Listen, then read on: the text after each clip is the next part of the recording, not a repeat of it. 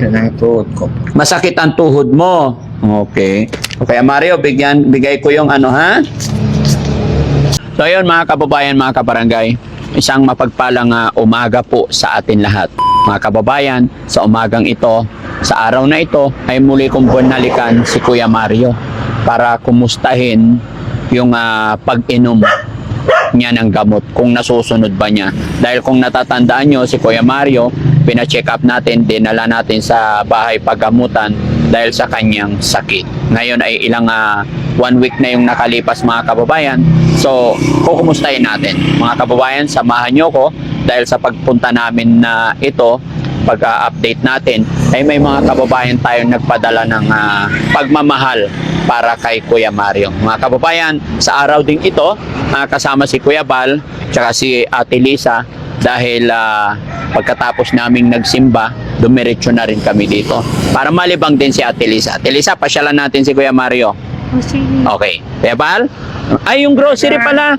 Periski. Ayan. Pinagbili din natin ng grocery si Kuya Mario, mga kababayan. Ha? Kasi alam nyo naman si Kuya Mario, hirap maglakad. Kaya, yun, ito ang naisip namin paraan. Ayan na, si Kuya Mario. Let's go. Tara, Ate Lisa. Kuya Mario, good morning. Pwede pumasok? Okay lang? Kumusta ka na? Ang init. Purong ko lang tong bike, ha? Pasok kayo. Kaninong bike to? Ayan. Kuya Mario, may dala kaming grocery. Dito, lagay mo dito para makita niya lahat ng grocery dito sa higaan niya.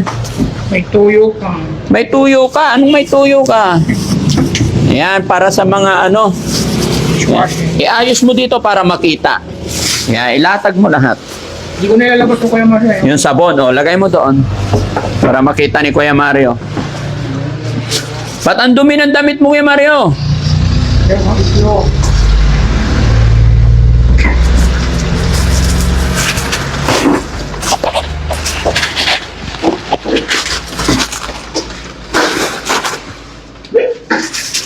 Ayan. Si Lisa, kilala mo siya? Hindi, sir. Hindi, nakalimutan mo na. Kasama natin siya sa shelter. Di ba nakaraan? Siya si Kuya Mario. Quit din Kuya Mario kasi alam ko mahilig ka sa tinapay para may merienda ka. Yan. Siya ng kape. Ito para sa kuya mo, yung kape. Sa iyo, gatas, ha? Kuya Mario, gatas ikaw, Kumusta ka naman dito? Mabuti. Kumusta yung pag-iinom mo ng gamot? Nasusunod mo ba? Ha? Okay, patingin nga yung gamot mo. Yun, di ba? Yun ba yun? Patingin. Bakit? Hindi yung gamot. Yung iniinom mo, yun? May natira pa? Mayroon po. No. Ganyan pala yung tuhod mo, no? Ang iitim. Kumusta ang pakiramdam mo mula nung nag-inom ka ng gamot? Ako na lang gamot. Kumusta ang pakiramdam mo? Maganda, masakit dito po na. Maganda. Maganda na. Hindi na masakit yung tiyan mo? Hindi po. Hindi na. Very good. Nawala na yung sakit. Wala na po. Ha? Wala na po. Wala na. So, ibig sabihin, nakakain ka na ng maayos ngayon. Opo. Very good. Yung kuya mo, nasaan siya? Sana po. Ha? Wala po. Namasada? Okay. Ayan, may itlog, may mga dilata, no? Dito ka lang? Di ka umalis ngayon? Kumain ka na? Tapos na. So yun mga kababayan, mga kabarangay, kinumusta lang natin si Kuya Mario para malaman natin kung nakakainom ba siya ng gamot. No? Kuya Mario, alam mo ba kung bakit kami nagpunta dito? Dahil may nakapanood ng videos mo na nakita nila yung sitwasyon mo. Kaya nagbigay sila sa akin ng pambili ng grocery.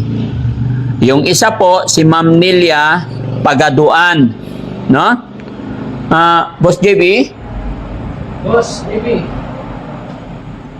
Magkano yung from kay Ma'am Nelia Pagaduan? 2,400. 2,400. Ayan. Bali, magkano yung grocery natin? 370. 2,370. Okay.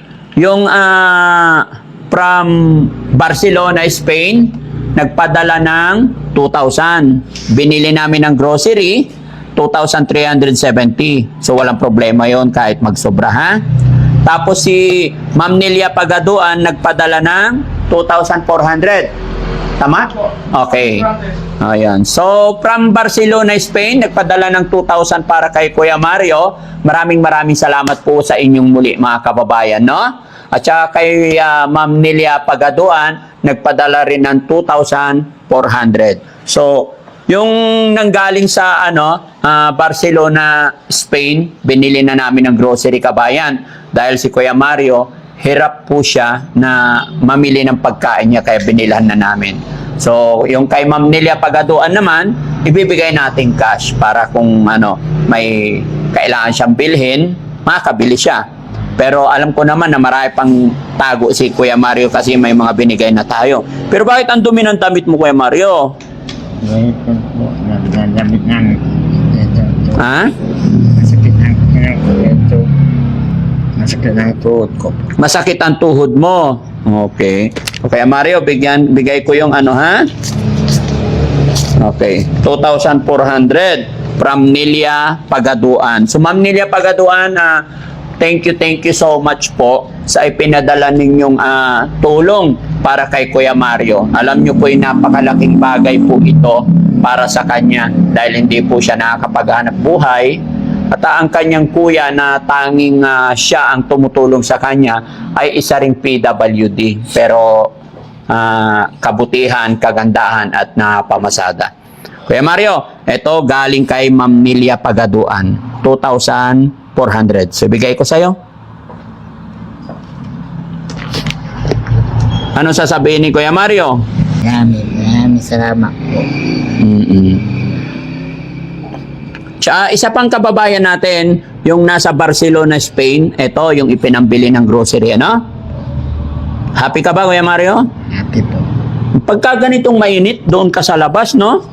Sana yung wheelchair mo, ginagamit mo ba? Yun. Ginagamit mo ba? Very good. Lungkot dito.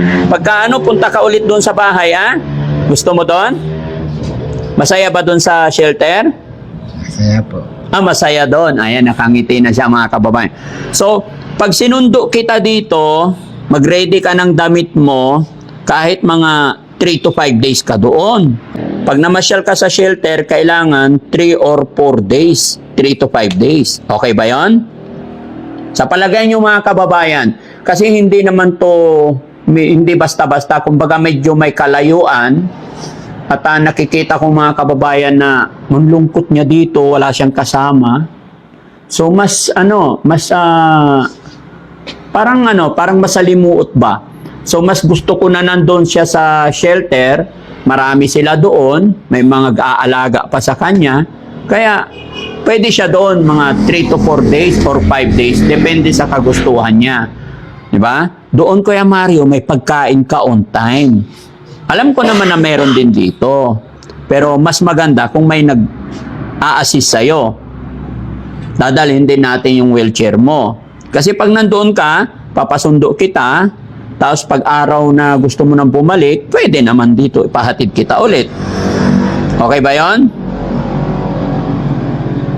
Kailan kita pasundo? Today is Sunday. Ha? Araw. Ano? 3 araw po. 3 araw susunduin kita. Sige, promise mo yan, ha? I-ready mo yung mga damit mo, ha? Kasi pag may mga damit din narating doon, mabibigyan ka rin namin, no? Ayan, dinalaw ka ni Ate Lisa. Kilala mo si Ate Lisa? Ha? Nakilala mo na. Yan ang mga kasama mo sa shelter. Hi, Ate Lisa. Oh, di ba? Kumustahin mo naman si Kuya Mario? Kumusta po? Mabuti po. Ay. Oh. Ano sasabihin mo kay Ate Lisa? Galing ka. Galing ka po. No, magpagaling ka daw, Ate Lisa. Okay. So, ayan mga kababayan, mga kabarangay, ito lang po muna yung update ko sa inyo sa ating mga beneficiary. At ito, binabalik-balikan natin si Kuya Mario dahil sa kanyang sitwasyon. At muli po, mga kababayan, ako'y maglalambing sa inyo. Sakaling nanonood ka pa sa aking video sa oras na ito, manlalambing si Daddy Frankie na pakishare po natin para na sa ganun ay mas makatulong pa tayo sa ating mga kababayan. Sa pamamagitan ng pag-share ninyo, napapanood po ito ng ating mga kababayan na may mabubuting kalooban at ito na po yung nangyari. Kaya mayroong grocery si Kuya Mario na galing po sa Barcelona, Spain. Bagamat hindi na po sila nagpabanggit ng kanilang pangalan, ay taos-pusong nagpapasalamat si Daddy Frankie sa inyo, mga kababayan. At mayroon din siyang natanggap na cash kay Nelia Pagaduan na from Mountain Province. Sa lahat po ng mga sponsor natin, mga kababayan, maraming salamat po talaga. Hindi ko man magagawa mag-isa to kung hindi dahil sa inyo. Kaya sa lahat po ng subscribers natin, sa mga viewers natin, mga kababayan natin nasa ibang bansa, mga kababayan nating OFW, lalong-lalo na sa mga kababayan nating OFW, alam kong mahirap ang trabaho dyan, doble ingat po tayo.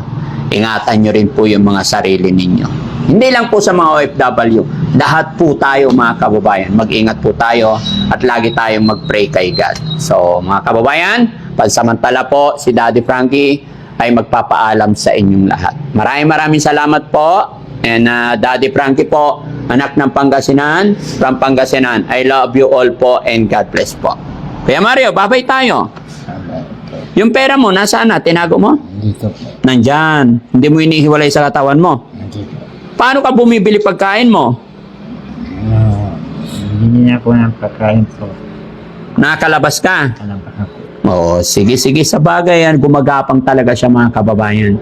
Thank you po. Napaka matamlay talaga. Ganyan ka lang talaga, Kuya Mario, matamlay lang. Pati boses mo. Kahit nung bata-bata pa, hindi ka nakakasigaw? Hindi talaga. Pero pag nandun ka na sa shelter, maglalaro na kayo ng mga kasama mo, ha? Hihintayin ka namin ulit doon. Babalikan kita dito, ha? Bye-bye!